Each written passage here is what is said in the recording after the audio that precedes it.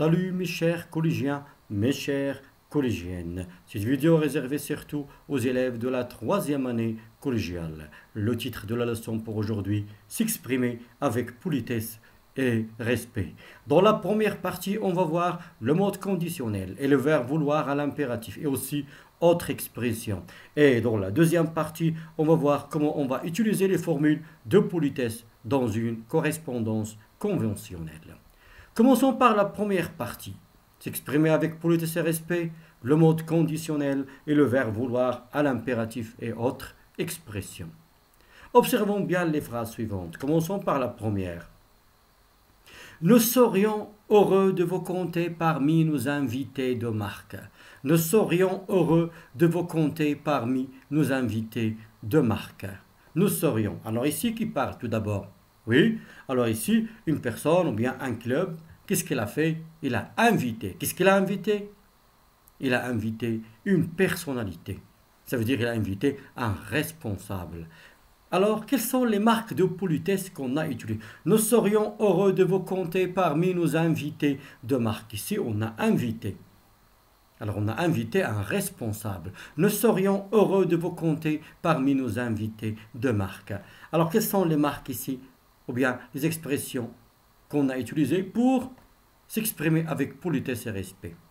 Ici, on a utilisé le mode conditionnel. Nous serions, c'est quel verbe? Nous serions, c'est le verbe être au conditionnel présent. Deuxième phrase. J'aimerais bien vous remercier. J'aimerais bien vous remercier. Alors, qui parle ici? Une personne. Qu'est-ce qu'elle a fait? Il a remercié une personne. Voilà. Alors, j'aimerais bien vous remercier. Mais faites attention. On s'est exprimé avec politesse. Qu'est-ce qu'on a utilisé? Toujours le mode conditionnel. On a conjugué le verbe aimer au conditionnel présent. Troisième phrase. Veuillez agréer, monsieur, l'expression de mon profond respect. Veuillez agréer, monsieur, l'expression de mon profond respect. C'est une formule de politesse finale. Veuillez agréer, monsieur, l'expression de mon profond respect. Alors, qu'est-ce qu'on a utilisé ici pour s'exprimer avec politesse? Ici, veuillez, c'est quel verbe? Veuillez, c'est le verbe vouloir. À quel temps? C'est le verbe vouloir à l'impératif. Alors ici, on a utilisé le verbe vouloir à l'impératif.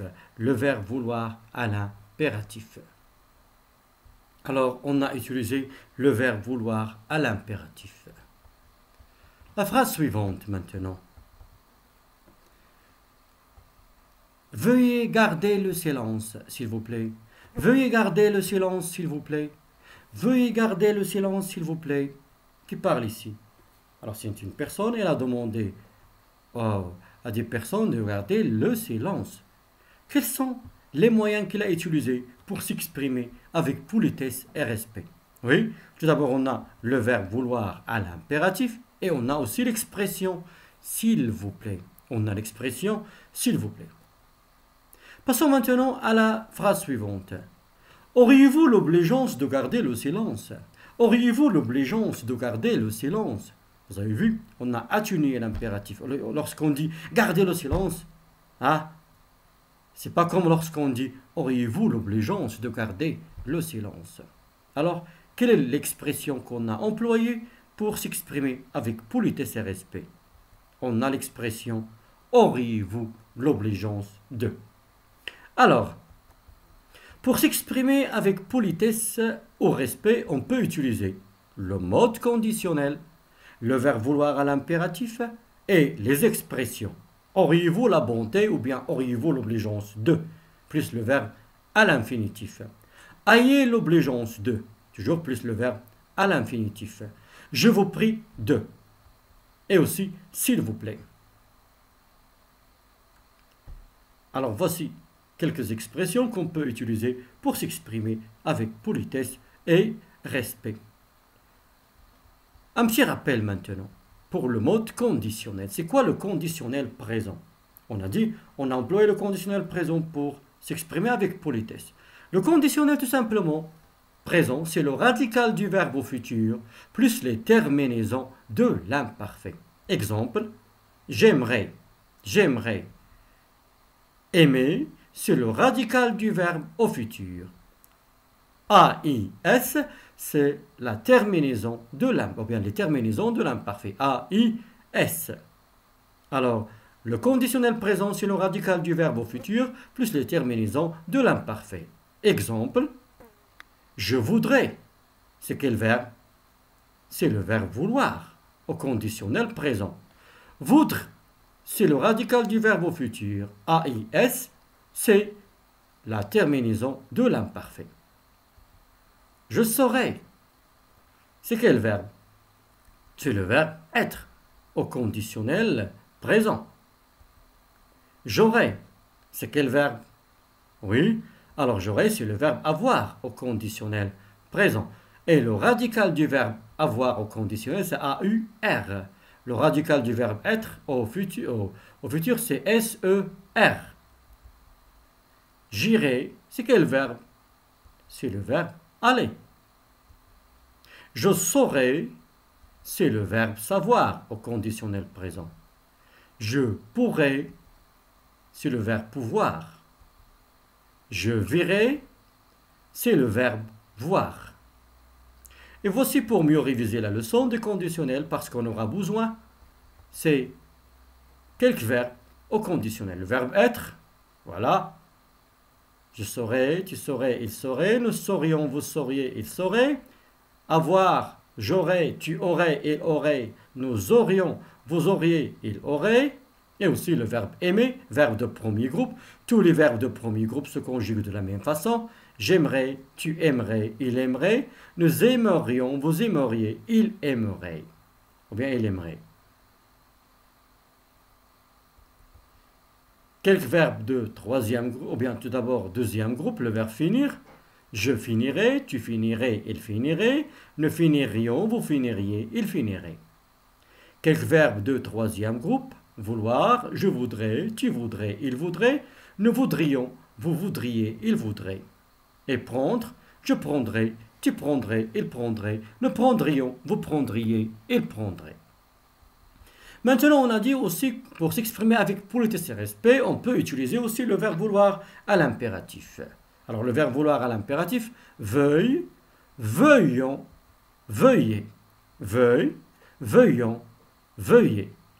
Exemple, veillons à la propreté de nos classes. Veillons à la propreté, ou bien, excusez-moi, le verbe vouloir à l'impératif, veillons nettoyer notre classe. Veillons nettoyer notre classe.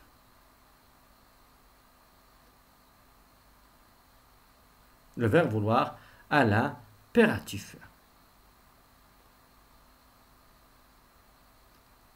Maintenant, passons à s'exercer. Refais les phrases suivantes en utilisant des formules de politesse pour atténuer l'impératif. Refais les phrases suivantes en utilisant des formules de politesse pour atténuer l'impératif. Ça veut dire on va refaire les phrases en utilisant des formules pour atténuer, rendre l'impératif un petit peu poli. Qu'est-ce qu'on va dire? Le premier exemple. Attachez vos ceintures, l'avion va décoller. Attachez vos ceintures, l'avion va décoller. Alors, qu'est-ce qu'on va dire si on a utilisé le verbe vouloir à l'impératif? On peut dire veuillez attacher vos ceintures, l'avion va décoller. Veuillez attacher vos ceintures, l'avion va décoller. Veuillez attacher, il est à l'infinitif, à la fin ER. Auriez-vous l'obligeance d'attacher vos ceintures, l'avion va décoller. Ou bien, attachez vos ceintures s'il vous plaît, l'avion va décoller. J'aimerais bien vous demander d'attacher vos ceintures, l'avion va décoller.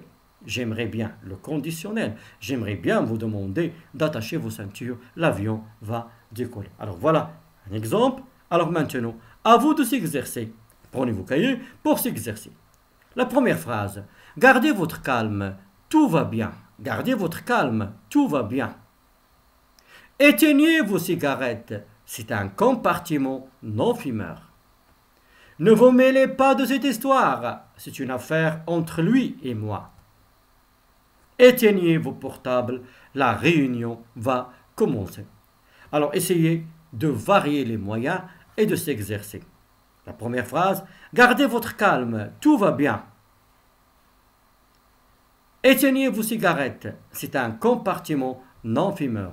Éteignez, c'est le verbe éteindre, c'est le verbe éteindre. Ne vous mêlez pas de cette histoire. Ne vous mêlez pas, c'est le verbe se mêler. C'est un verbe pronominal. C'est une affaire entre lui et moi. Éteignez vos portables. La réunion va commencer. Alors j'espère que vous avez retenu votre réponse.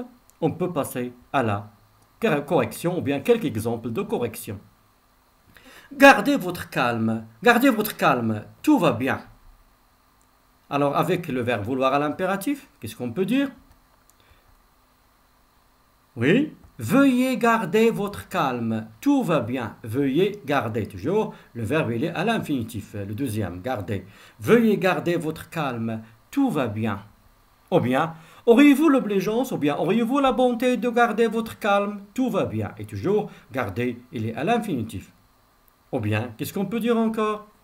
S'il vous plaît, gardez votre calme, tout va bien. S'il vous plaît, gardez votre calme, tout va bien. Je vous prie de garder votre calme, tout va bien. Je vous prie, je vous demande avec beaucoup de politesse. Je vous prie de garder votre calme, tout va bien. Ou bien, on peut utiliser d'autres expressions. Auriez-vous l'obligeance de garder votre calme? Tout va bien. J'aimerais bien vous demander de garder votre calme. Tout va bien.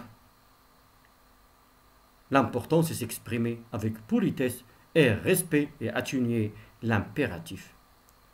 Deuxième exemple. Éteignez vos cigarettes. C'est un compartiment non-fumeur. Éteignez vos cigarettes. C'est un compartiment non-fumeur. Je vous rappelle toujours, on a ici le verbe éteindre. Le verbe éteindre. Alors, qu'est-ce qu'on va dire avec le verbe vouloir à l'impératif? Oui, très bien. Alors, on va dire, veuillez éteindre vos cigarettes. C'est un compartiment non-fumeur. Veuillez éteindre vos cigarettes. C'est un compartiment non-fumeur. Ou bien, ayez la bonté d'éteindre vos cigarettes. C'est un compartiment non-fumeur. S'il vous plaît, éteignez vos cigarettes. C'est un compartiment non-fumeur. Ou bien, auriez-vous l'obligeance d'éteindre vos cigarettes? C'est un compartiment non-fumeur. Ou bien, j'aimerais bien vous demander d'éteindre vos cigarettes. C'est un compartiment non-fumeur, etc. L'important toujours, c'est s'exprimer avec politesse et respect. Maintenant, la troisième phrase. Ne vous mêlez pas de cette histoire. C'est une affaire entre lui et moi. Ne vous mêlez pas de cette histoire. C'est une affaire entre lui et moi. On a le verbe se mêler. Alors, qu'est-ce qu'on va dire si on a utilisé le verbe vouloir à l'impératif? Oui, très bien. Veuillez ne pas se mêler de cette histoire. C'est une affaire entre lui et moi. On peut dire, veuillez ne pas se mêler de cette histoire. C'est une affaire entre lui et moi. Ou bien, s'il vous plaît, on va ajouter tout simplement, s'il vous plaît, ne vous mêlez pas de cette histoire. C'est une affaire entre lui et moi. Ou bien, aussi, auriez-vous l'obligeance de ne pas se mêler de cette histoire? C'est une affaire entre lui et moi. Ayez la bonté de ne pas se mêler de cette histoire.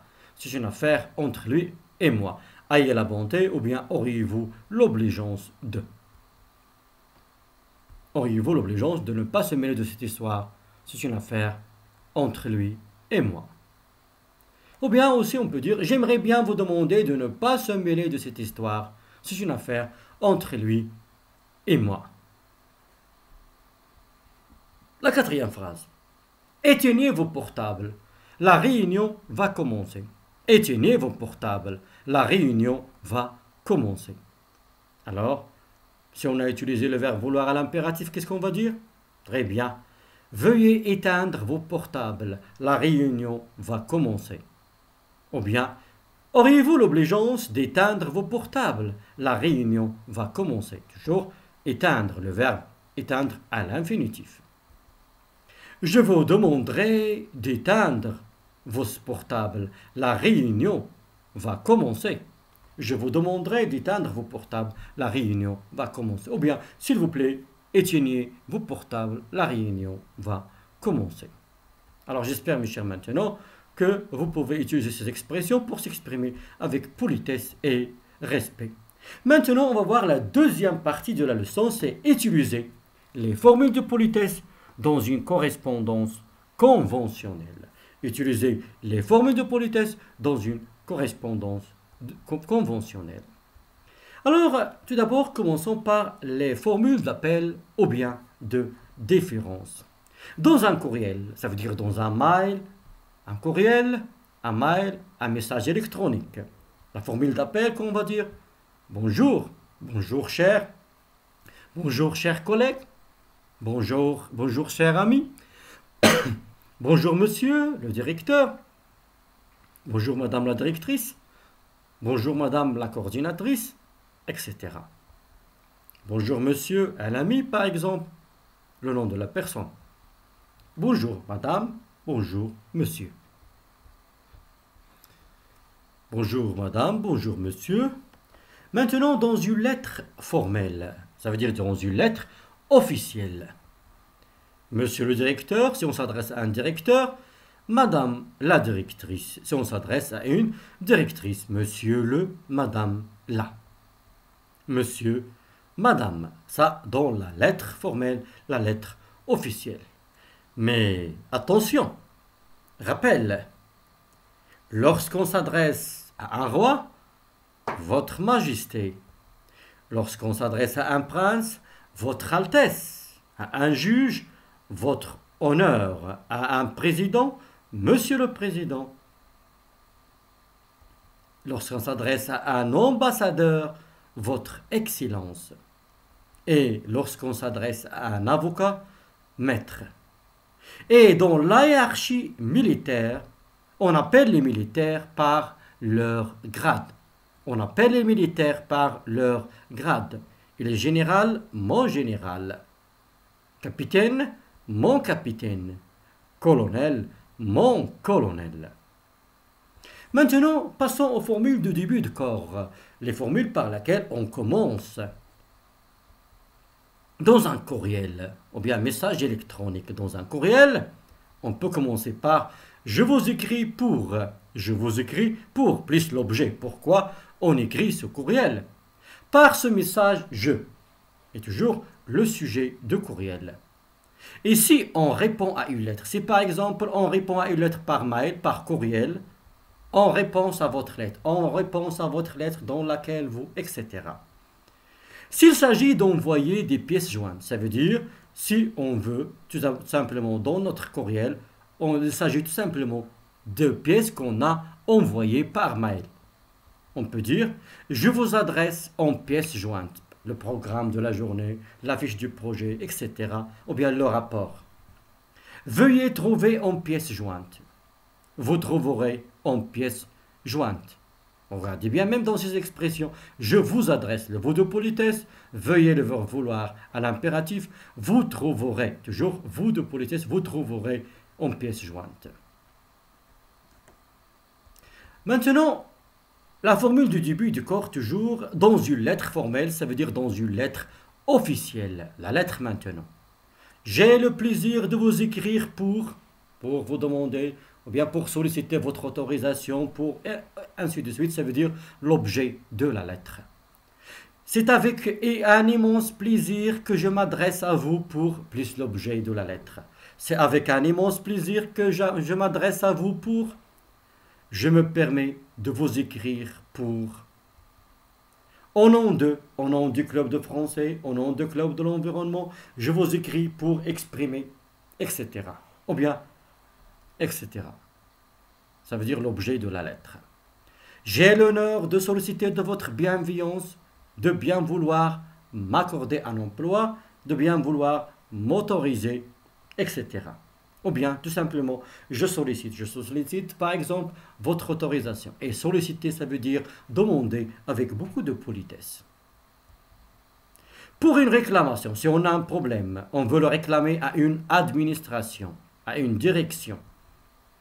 J'ai le regret de vous annoncer que. J'ai le regret de vous signaler que. Maintenant, les formules de politesse finale.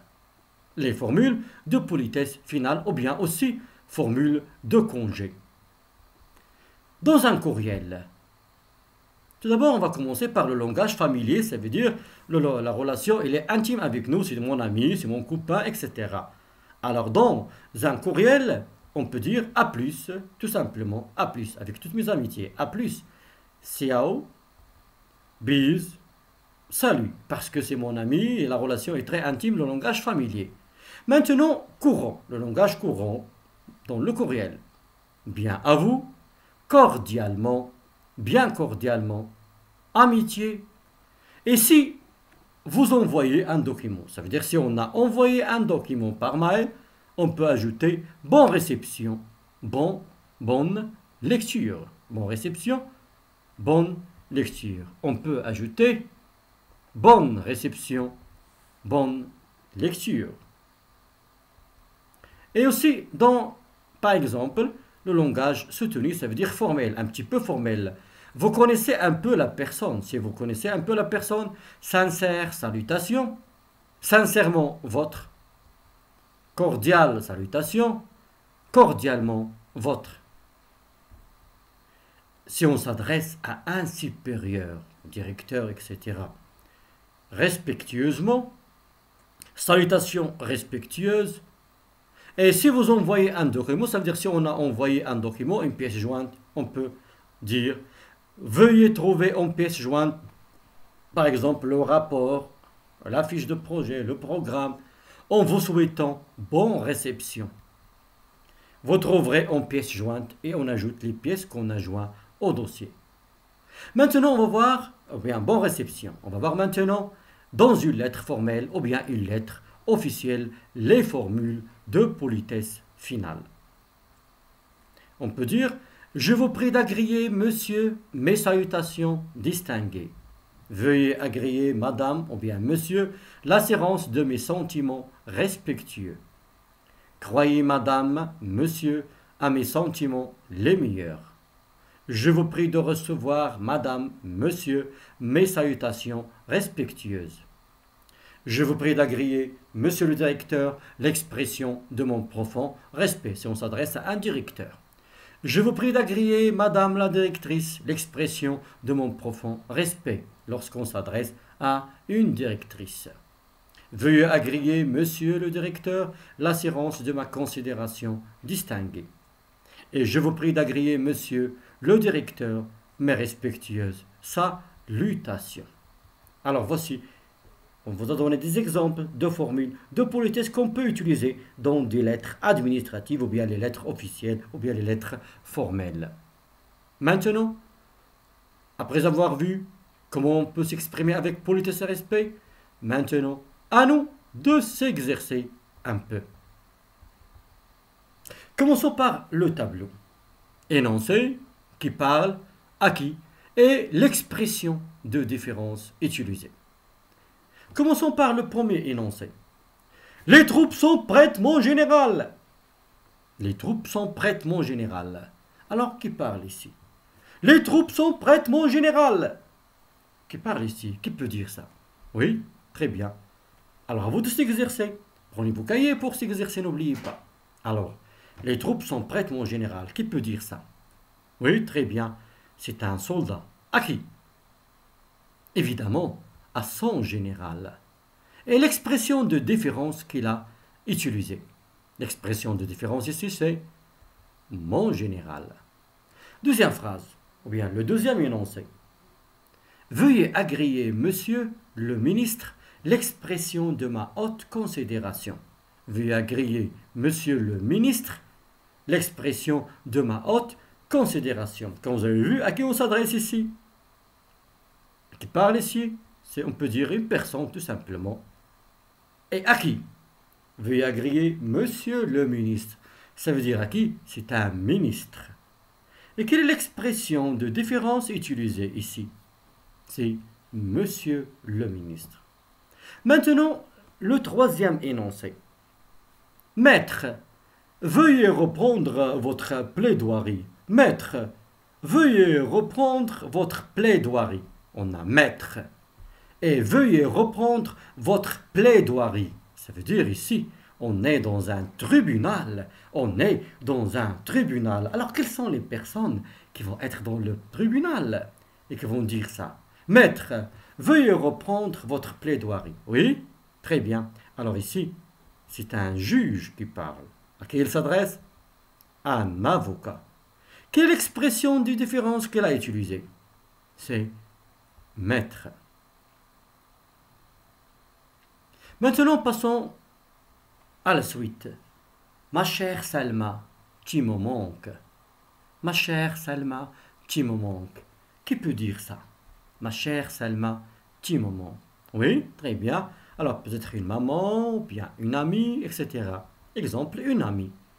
À qui il s'adresse? À Salma. Quelle expression de différence qu'elle a utilisée? Ma chère. Maintenant, l'énoncé suivant.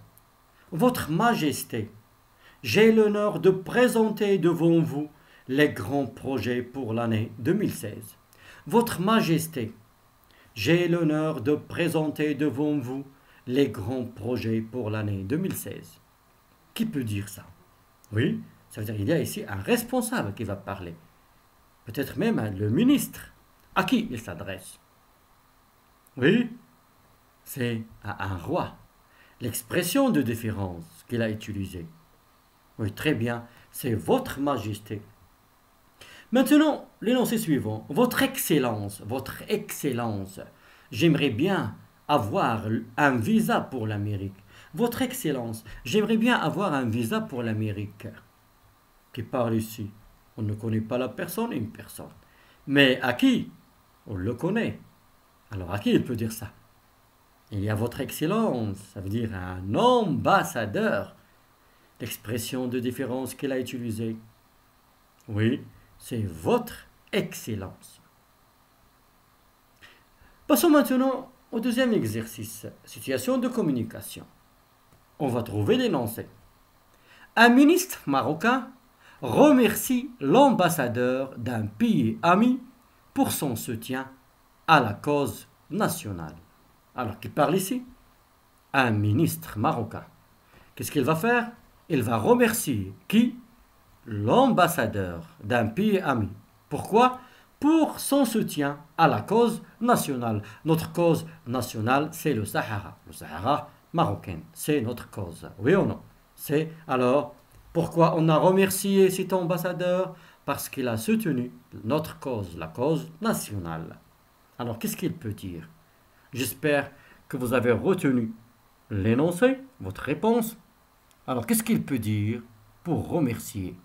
Vous êtes maintenant le ministre marocain et vous voulez remercier l'ambassadeur d'un pays ami pour son soutien à la cause nationale. Qu'est-ce que vous pouvez dire? Très bien. Passons maintenant à la correction. On peut dire Votre Excellence, tout d'abord, la formule d'appel. Votre Excellence, je vous remercie pour votre soutien à notre cause nationale.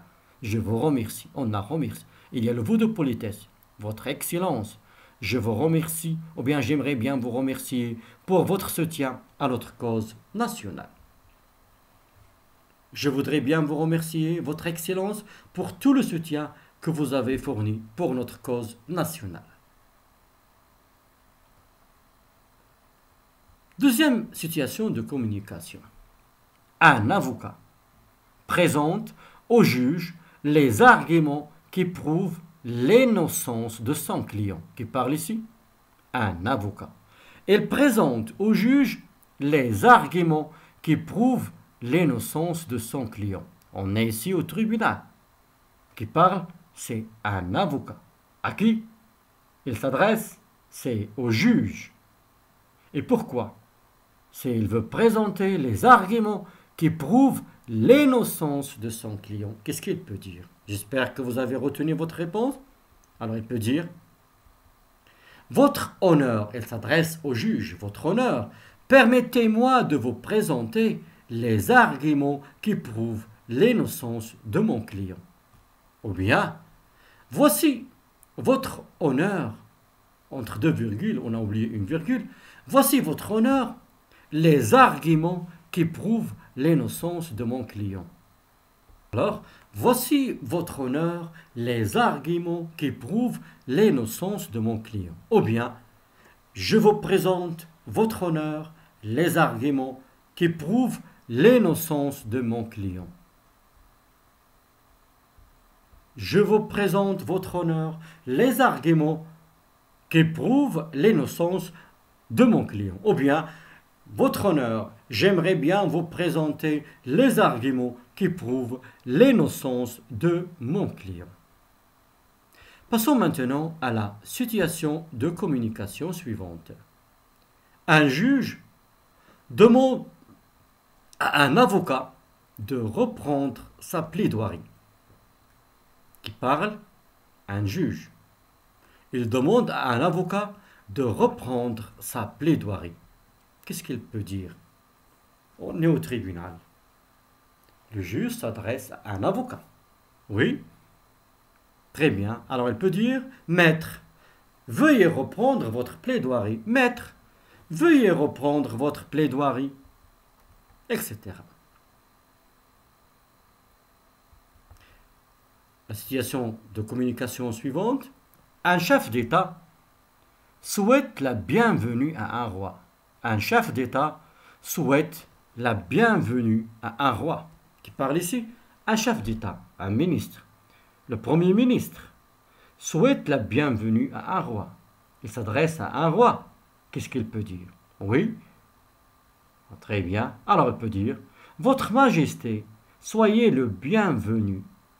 Votre Majesté, soyez le bienvenu. Ou bien, Votre Majesté, je vous souhaite la bienvenue. Maintenant, la dernière situation de communication, un élève demande l'autorisation d'utiliser un dictionnaire à son professeur. Un élève demande l'autorisation d'utiliser un dictionnaire à son professeur. Qu'est-ce qu'il peut dire? On a un élève s'adressant à son professeur. Alors, la formule d'appel ici, c'est quoi? Oui, très bien. S'il vous plaît, monsieur, est-ce que je peux utiliser un dictionnaire? S'il vous plaît, monsieur, est-ce que je peux utiliser un dictionnaire? Ou bien, monsieur, est-ce que je peux utiliser un dictionnaire? Ou bien, monsieur, puis-je utiliser un dictionnaire? Puis-je utiliser un dictionnaire? Ou bien, monsieur, j'aimerais bien utiliser un dictionnaire, etc. L'important toujours, c'est s'exprimer avec politesse et respect. J'espère, mes chers, maintenant, que vous pouvez s'exprimer aussi avec politesse et respect. En attendant les prochaines leçons, à bientôt, mes chers.